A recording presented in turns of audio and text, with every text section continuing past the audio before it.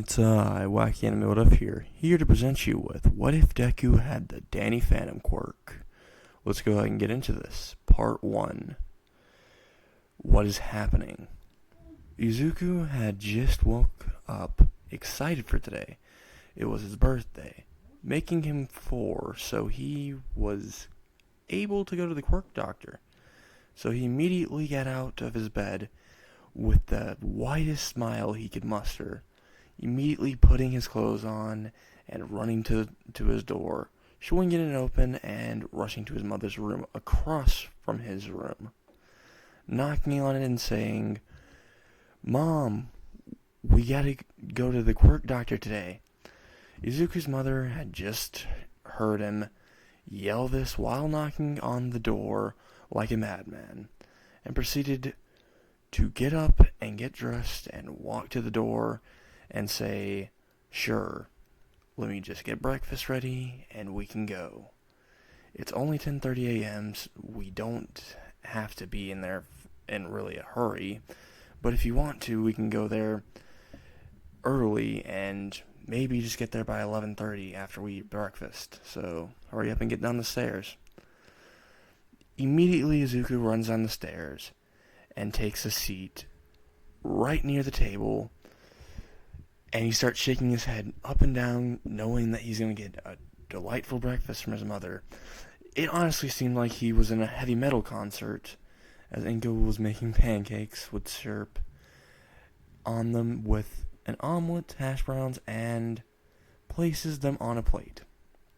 She proceeds to walk towards Izuku, trying to hand the plate to him, but as soon as the plate entered her hand and she was walked a few steps towards Izuku, all of a sudden the food was gone. She immediately looks at the food and looks back at Izuku, who's currently munching and has his actual cheeks like a squirrel, and she's wondering, how did he just eat all that food in like 5 seconds? And then she thinks, hold up, this must be a work of an enemy stand, and starts posing quite strangely. And Izuku merely responds as, "Nope, just eating really fast."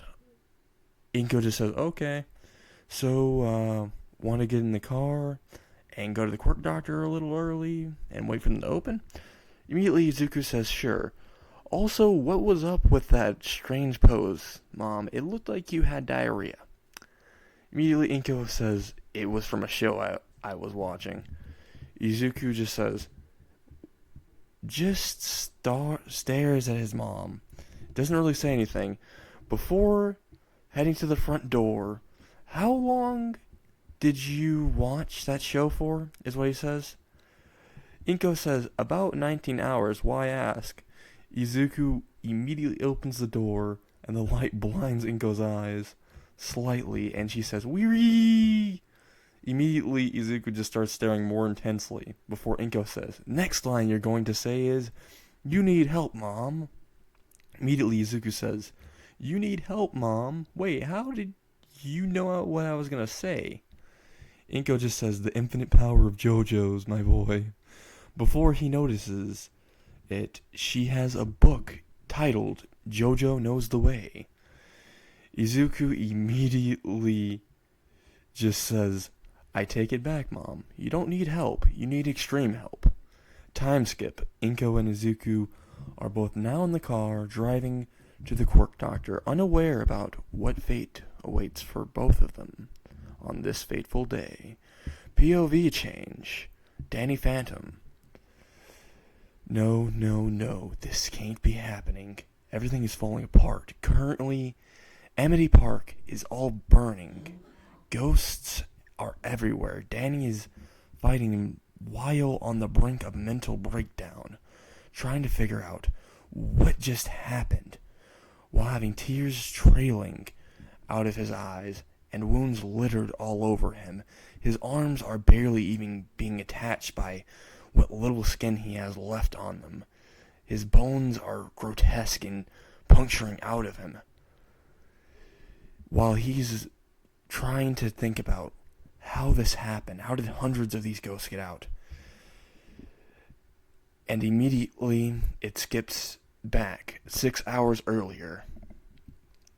Danny is seen walking with his friends, walking around the city of Amity Park, about to head to school until Danny feels chills and starts shaking uncontrollably, causing Tucker and Sam, who were right next to him, to be worried.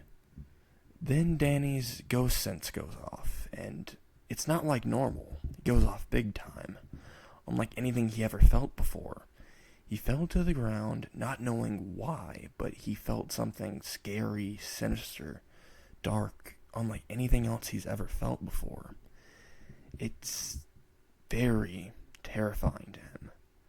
He can barely stand back up. He's trying to stand back up to figure out what this is.